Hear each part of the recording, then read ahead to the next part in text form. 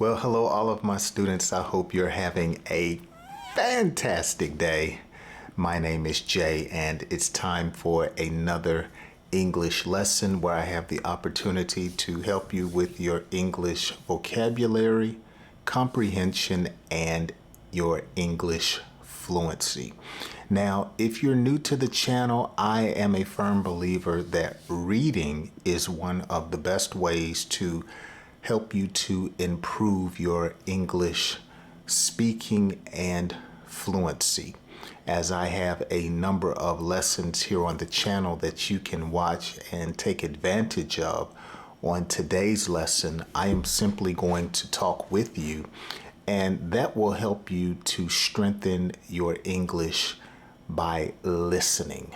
Okay, so on today's lesson, I want to help you with your English vocabulary and comprehension, and I want to talk to you about feelings and emotions.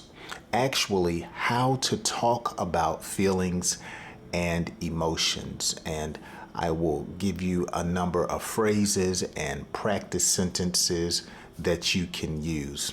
As you can see, I am not in my office. I am still in a hotel. Actually, I am on vacation with my wife, and while she is down eating breakfast, I wanted to come and talk to you guys and make a quick video. So let's dive into today's lesson. One way that you can talk about your feelings and emotions is by using the phrase on cloud nine. On cloud nine describes your feelings as being euphoric or excited, or you're just simply in another place mentally because something good has happened to you. So you might say, I was on cloud nine when I heard about my wife having a child. And of course, I wouldn't be on cloud nine now. But years ago, when we started having children, I was definitely on cloud nine. Or you might say, we won the championship game and me and my teammates were on cloud nine.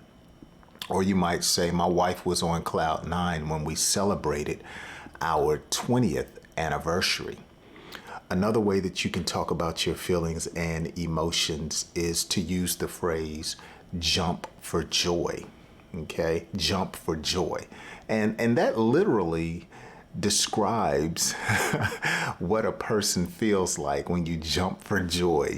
You're jumping up and down. You're excited, you're enthused. So you might say, when he found out he got the job, he jumped for joy. Or you may say, my kids jumped for joy when I told them I was going to take them to the movie theater and out to eat at a restaurant. They jumped for joy.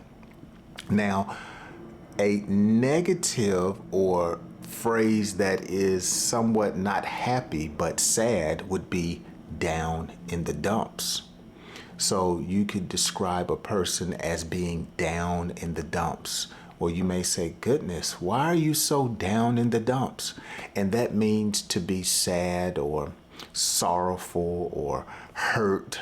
As we say, you're really going through some pain or trauma. You're down in the dumps. So you may say, ever since she broke up with him, he has been down in the dumps. Or you may say, he was down in the dumps when he found out that he lost $5,000 from his investment. Down in the dumps.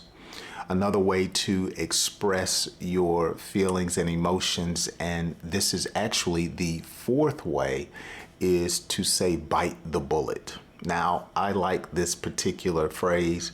When you bite the bullet, you're actually doing something that you really don't want to do, or you're describing that you're doing something that you don't want to do.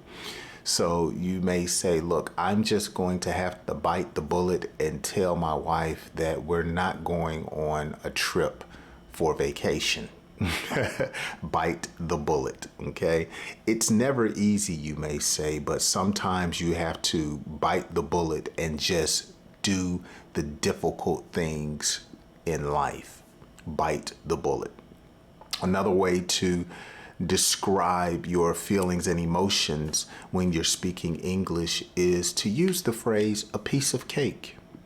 Okay, so a piece of cake describes something as being simple or easy. And so you may say, you know what, when I watch Jay's videos, he makes English a piece of cake. Or he makes learning English a piece of cake. Okay, or you may say, I learned to drive a stick, or what we call a manual car.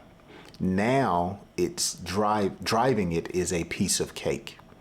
So we call an automatic car where you change the gears of the transmission. In English, we call that a stick or a stick shift.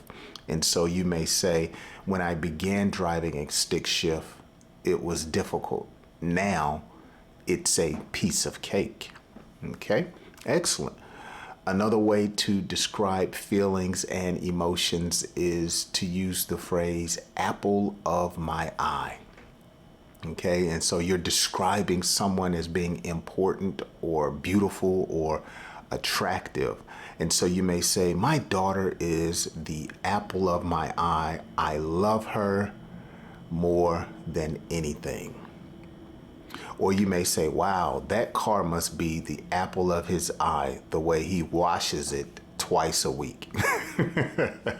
Apple of my eye. Another way that you can describe your feelings and emotions as we get ready to wind today's lesson down is one that is very familiar, is under the weather. When a person is under the weather, they are not feeling well. They're sick, and they may have a fever, a headache, or an upset stomach, or feeling some pain in another part of their body. And so you may say, I'm not going to the park today. I'm feeling a little under the weather. Or you may say, you know, because I'm under the weather, I'm going to stay here in bed today and I'm going to watch Jay's English lessons. I'm not going to work. I'm going to watch some lessons on YouTube. Under the weather. So these are some simple ways that you can describe your feelings and emotions when you're talking in English.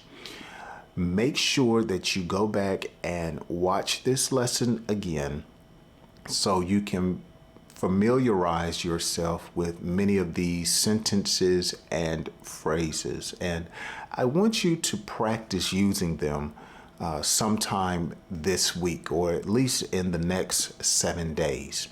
Now, let me know down in the comments section, how would you use apple of my eye and down in the dumps in a sentence?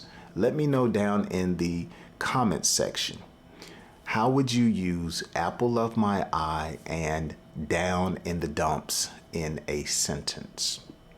Well, I'm going to stop it right there. My wife should be back in the room here shortly, and we're going to have breakfast, and then we're going to go see some sights. But I hope you have enjoyed today's English lesson. And as always, I hope you join me on my next English lesson. Have a great day.